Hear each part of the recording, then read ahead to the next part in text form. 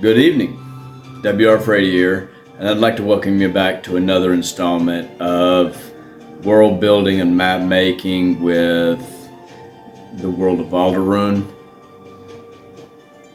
But before I get started with that, I'd first like to express that I hope that you had a wonderful Thanksgiving holiday. If you're watching from an area that celebrates Thanksgiving,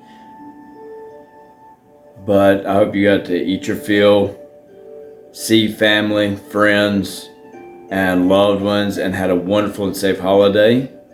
Also, a quick announcement, speaking of holidays, with it getting so close to Christmas and all the festivities and family and events that I've got going on between now and then, this will probably be my last video until after the new year, which we will pick back up and move on strong, because I want to share in with you guys with world building, map making, cartography, the history, legends, lore, and be able to share building my world with you as I'm doing it.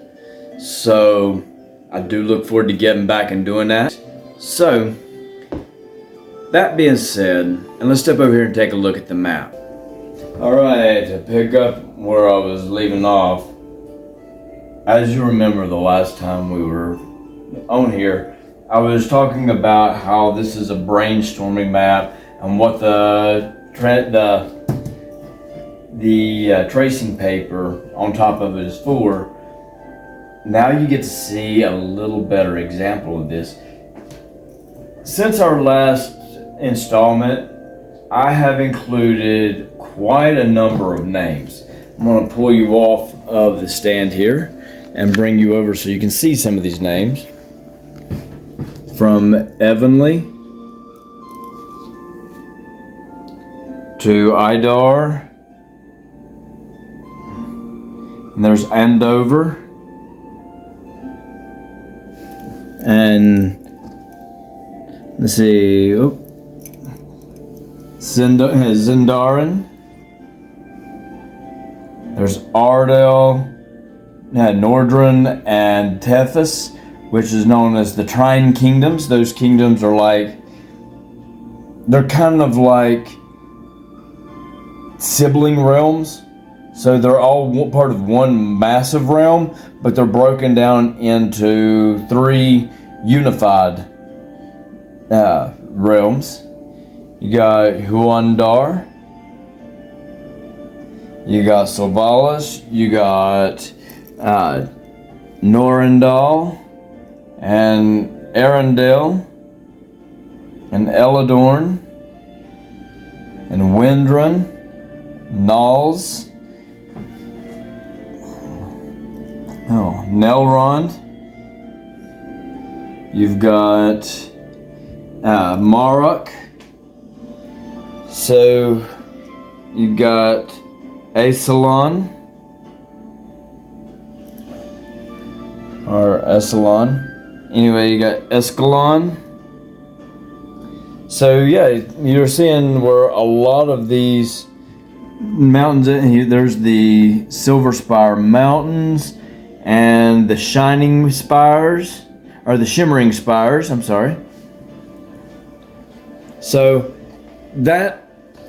those are the names so far that have been put on here. Now, what's going to make the difference on what names stay and which ones get rearranged and redone is going to be story, and also letting them sit and get cold and then coming back and looking at them again to see if they still click the same way I did when I first put them down. One of the things that really has to work for me to do to keep a name, and this can work in your writing, world building, whatever it is that you might be trying to do, is if you've got a name or a region and you've put that there, let it sit for a day or so, and then when you go back to look at it, see if the name still resonates with what you're calling it. As you can see, I've had a few names that have already not passed that test, but what it does is, like, when you go back to it, when you see the name, if the name doesn't really roll off your tongue and fit for that area, yeah, you know, you're like, okay, yeah, this isn't going to stick, this isn't going to work. And so you can start, not saying the name itself might not work, but it might not work there. It might be something, a different feature or a different area, or it might be better used somewhere else that's just not for that particular point. So, like, for example, the Great Shining Sea of Coralline. I like that, of Coralline. The Great Shining Sea of Coralline. So that's like, that tells me that this is not just a sea, but this is a massive sea. And the name, I like to try to figure that in the name, but then Coralline is just the name of the actual ocean. But by calling it the Great Shining Sea of Coralline, it gives it more of a descriptive term for people talking about it in other regions. Let's see. So, this is what I'm going to be working on. This is also, once I pull this off, this is where it's going to stay for now. And then I'll be packing up everything to get my tree, the area ready for my tree. But like I said, I did want to get on here and show you what's going on with that. Like, for example, I do have some dwarven names for dwarven kingdoms that's going to be hidden here in the different areas. But see, I've also got to do the same with the gnomes, because gnomes and dwarves, at least in Alderrhūn, the dwarves are children of the gods of Alderrhūn, where the gnomes, while being very similar to dwarves, are more elemental in their origin, which goes back to the Primordians. Anyway, and that's just a small example. I mean, so you've also got the elves and the fae and stuff like that I've got to work with. So yeah, there's still going to be a lot more going, but I'd like to jump on here and at least let you see where we've gotten to so far.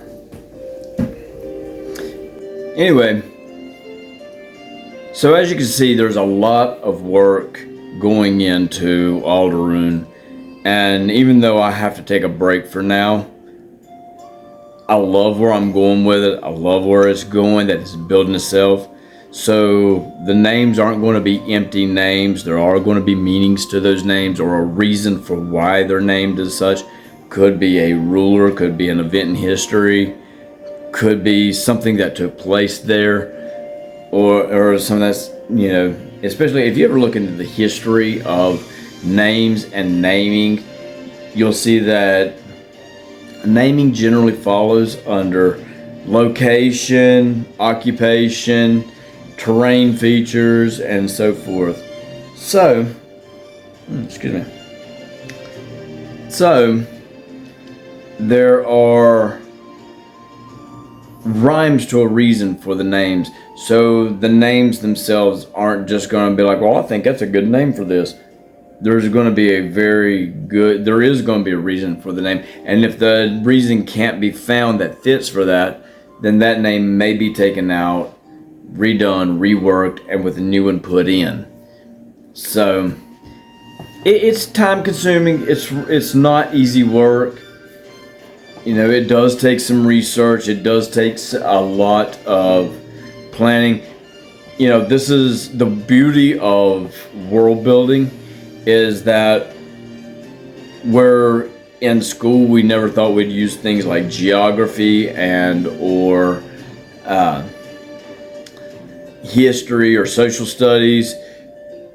You find that in world building, you really fall back to rely on geography, earth science, world building, and other matters, and even the social studies and economics of why things have to be the way they are, and how just to make it work, and why the ecology of an area makes or breaks whether it's suitable for inhabitants, and whether towns where towns are going to be placed and so forth. So these things are incredibly important, especially in building a believable fantasy world, because you want it to, even if it's a high magical fantasy world, you still want enough element of real world physics and mechanics to make it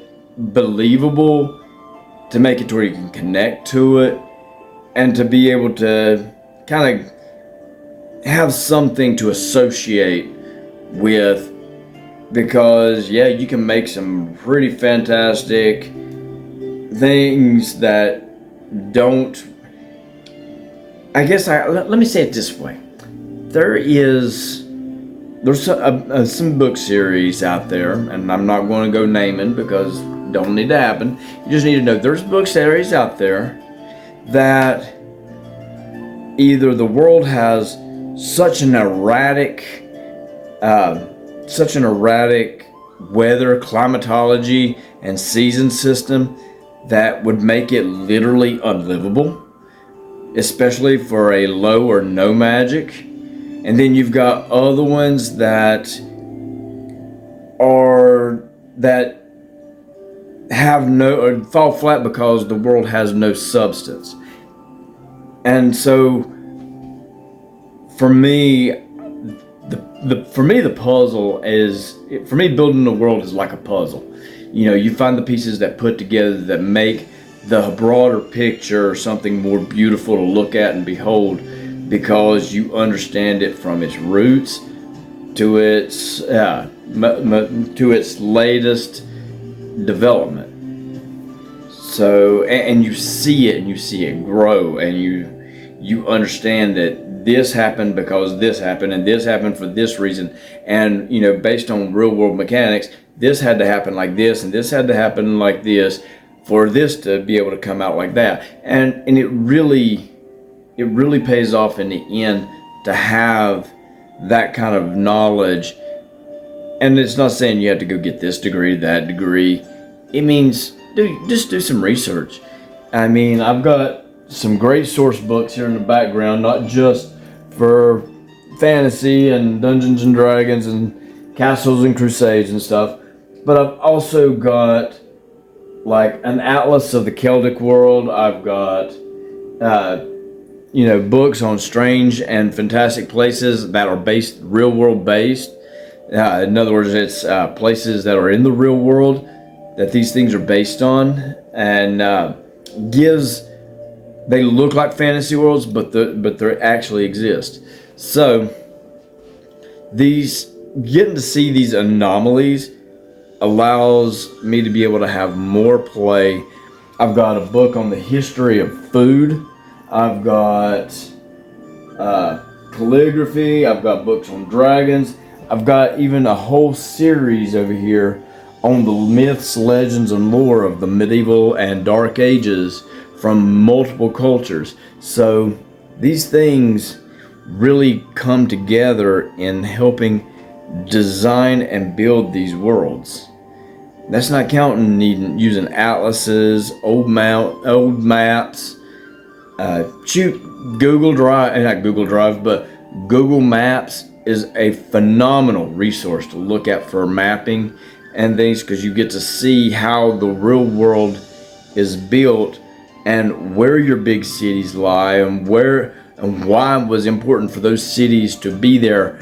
Because you'll notice like places like New York, Los Angeles, Portland, and I mean all these different areas that were really big, that are very large, well-known, established metropolises. Many of them are right there where there's a trade route that came in that added to the economy of that area, that allowed it to explode beyond its deep landlocked counterparts.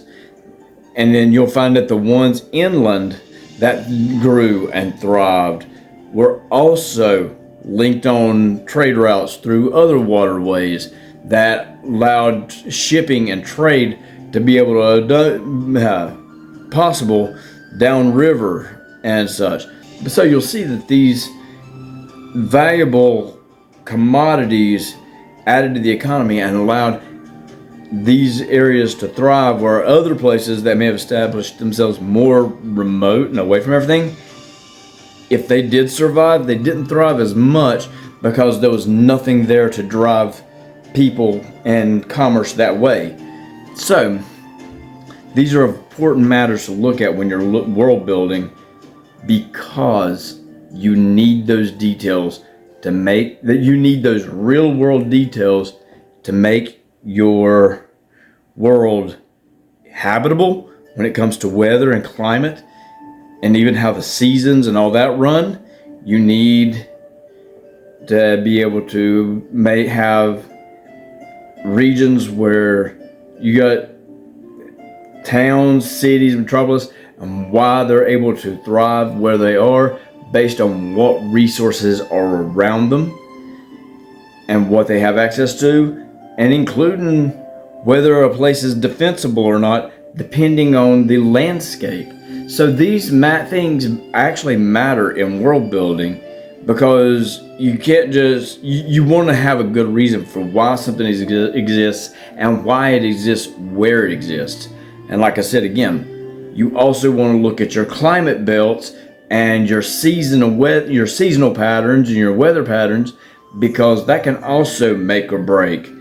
Like, you're not going to have a desert temple, or a desert temple and a desert nomadic group living in the super Arctic or the Arctic, areas like the North Pole and South Pole, when they're acclimated for more lower temperate subtropical desert areas.